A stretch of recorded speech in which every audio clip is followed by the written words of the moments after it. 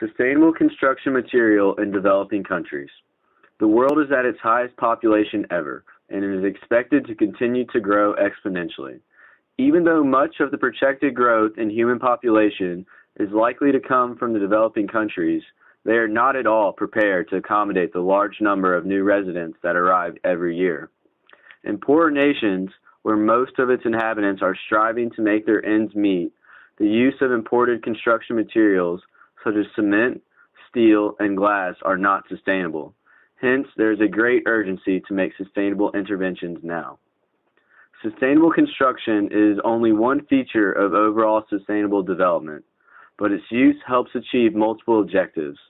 The U.S. Agency for International Development uses construction as a strategic tool in helping solve problems of the environment, population, health, economic growth, and democracy in developing countries.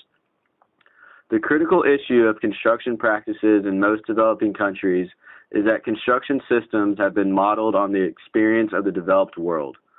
Billions of dollars are spent on expensively imported construction material, while that money could have been used to save millions from extreme poverty.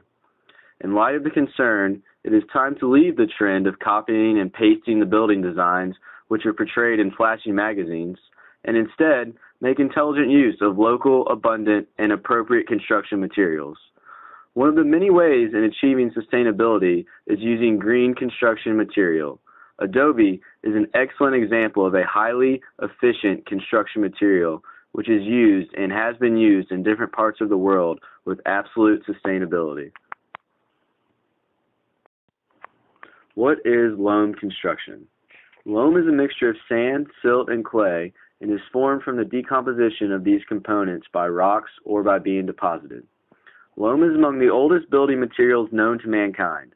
Loam construction techniques have been known for over 4,000 years, and up to a third of the world's population live in loam houses today. Many famous buildings made from loam construction still exist today, including the Palace of King Minos and the Great Chinese Wall. The most famous was the Tower of Babylon, which was constructed in the 7th century BC and reached heights of up to 90 meters. There are still many prejudices against this building method, though. It was often said that the buildings constructed with loam are not resistant, old-fashioned, or technically not sophisticated enough. Adobe was often coined the name a sleeper in previous codes, but with the new interest in green buildings, legislators are eager to bring it forward. Even the developed countries are interested in the material, and that work is underway to write it into ASTM standards.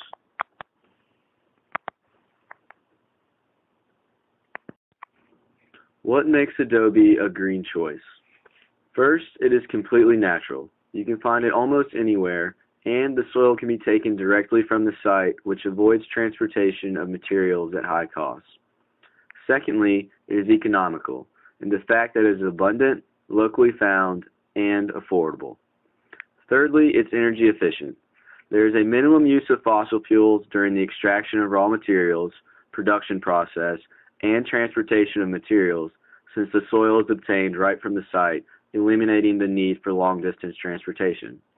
Other qualities include the inherent recyclability of soil and the reduction in CO2 emissions during the lifetime of the structure. The high thermal mass and thus low operating costs all mean that Adobe has a much lower embodied energy than comparable building materials. It also has a low environmental impact. The soil is a building material with virtually no side effects associated with harvesting for use in construction. Adobe also naturally regulates the internal temperature of the building. The excellent thermal property of Adobe walls evens out the heat transfer through the wall to the living space. The massive walls require a large and relatively long input of heat from the sun from the surrounding air before they warm through to the interior and begin to transfer heat to the living space. After the sun sets and the temperature drops, the warm wall will then continue to transfer heat to the interior for several hours due to the time lag effect. Thus, a well-planned Adobe wall of the appropriate thickness is very effective at controlling inside temperature. When it comes to CO2 emissions, using soil as a construction material greatly reduces the amount of CO2 released during the construction of the building. while the manufacture of cement requires the burning of limestone and produces CO2 as a waste product. And around 10% of global CO2 emissions are from the cement industry. In using soil taken directly from the site, there is no transport requirement, directly reducing CO2 emissions and taking vehicles off the road. The soil is also 100% recyclable. When your house is broken down after a few generations, your grandchildren can use the same material again or bring it back to their garden. Nothing gets wasted, and there is no garbage during the entire process. Less wood is used, and forests are saved. Construction techniques. It is basically just soil that has been moistened with water, with chopped straw or other fibers added for strength, and then allowed to dry in the desired shape.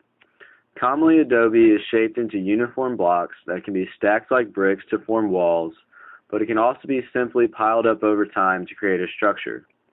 Adobe blocks can be formed either by pouring it into molds and allowing them to dry, or it can be pressed into blocks with a hydraulic or leverage press. Here are some videos that show the process of constructing a mud building. The first step is excavation. And then after that, you add straw for strength. Then you can mix that into a paste. And the next step is pouring into the molds, and then you let them dry. After that is the foundation. And then once the foundation is complete, you lay the mud blocks, and then they will be bonded with a mud-faced mortar. 1, 2, 3, 4.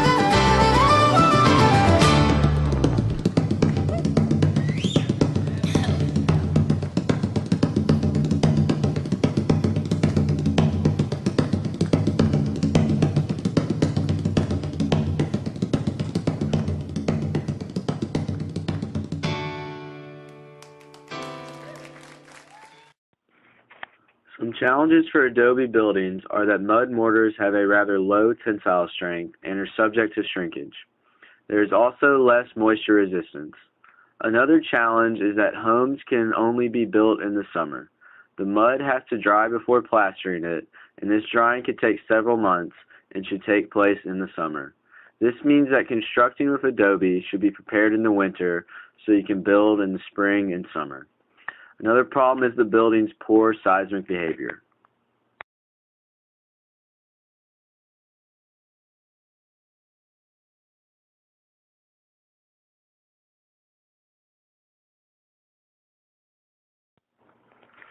Some improvement techniques for adobe homes are water-resistant copings or overhanging roofs, water-resistant foundation and wall base, straw, which reduces the shrinkage considerably without decreasing the bond strength, rendering any exposed walls with a mortar which allows passage of water vapors. This facilitates drying and thus reduces the risk of loss of bond between the render and the wall, and providing vertical and horizontal reinforcement such as bamboo tied to the wall and sewing a house together by anchoring the render to the wall with wire mesh or netting to get improved seismic performance of Adobe construction. As one can see after watching this video, Adobe is a completely sustainable material that can be used in homes or multi-story buildings. It is no longer thought of as an ancient technique, but instead a green choice for the future. With continuing research on improving the Adobe buildings, there truly is no limit to how popular this green material will become.